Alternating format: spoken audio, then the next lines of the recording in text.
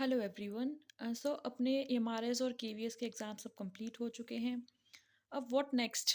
सो अभी जो नेक्स्ट है वो है यूजीसी नेट, जो अभी अप्रैल के अंदर नोटिफिकेशन आ जाएगा इसका। और इसका जो एग्ज़ाम है वो यूजुअली जून में होता है और एक दिसंबर में होता है। सो अभी जून के टाइम पे अपना एग्ज़ाम होगा। अब जो लाइब्रेरी साइंस यूजीसी का होगा, उसके अंदर एक तो जेआरएफ के लिए होती है, ये एक असिस्टेंट प्रोफेसर और एक पीएचडी के लिए पोस्ट। सो जो टॉप 6% जो परसेंटाइल वाले बच्चे होते हैं उनको जेआरएफ मिलता है।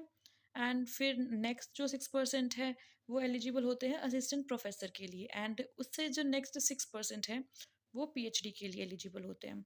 अब एलिजिबिलिटी क्या है इसकी? सो या मास्टर्स कर रखी हो तो आप एलिजिबल हो, और अगर आपने बैचलर्स कर रखी है लाइब्रेरी साइंस के अंदर तो भी आप एलिजिबल हो उसके लिए। बट उसमें क्या है कि 2 साल का हमें टाइम पीरियड मिल जाता है। अगर क्लियर कर लिया तो उसके बाद में 2 साल का टाइम पीरियड मिलेगा कि आप पहले मास्टर्स को कंप्लीट कर लो उस 2 साल के अंदर, और फिर आप आगे अपनी पीएचडी परस्यू कर सकते हैं। सो एग्ज़ाम पैटर्न देखते हैं इसका। जो पेपर 1 है ये होता है, ये कॉमन पेपर होता है। 50 क्वेश्चंस ऑफ, मतलब हर एक क्वेश्चन जो 2 मार्क का होगा।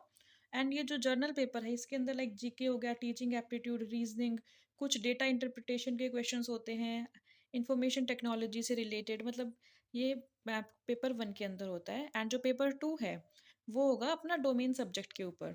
सो लाइब्रेरी एंड इंफॉर्मेशन साइंस के ऊपर पेपर 2 होगा कम्प्लीटली। 100 क्वेश्चंस होंगे, 200 मार्क्स का। एंड इसके अंदर बेस्ट चीज़ है नेगेटिव मार्किंग नहीं है अभी तक। एंड ये इसका ड्यूरेशन है 3 आवर्स का।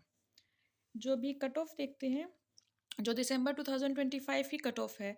सो जेआरएफ के लिए यूआर की कट ऑफ गई थी 188, असिस्टेंट प्रोफेसर के लिए गई है 168, एंड पीएचडी के लिए गई है 146। सो ओबीसी जो है नॉन क्रीमी लेयर, उसके लिए 180 पे गई है जेआरएफ की, 154 पे असिस्टेंट प्रोफेसर की, एंड 136 के ऊपर पीएचडी की गई है। एंड ईडब्ल्यूएस में, ईडब्ल्यूएस की और ओबीसी की हमेशा सेम ही रहती है, अप्रॉक्सीमेटली हमेशा ही सेम रहती है इनकी। जो एससी है उसकी 172 गई है जेआरएफ के लिए, असिस्टेंट प्रोफेसर के लिए 146, एंड पीएचडी के लिए 130।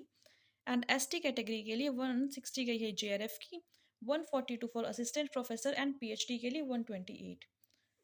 So that's it.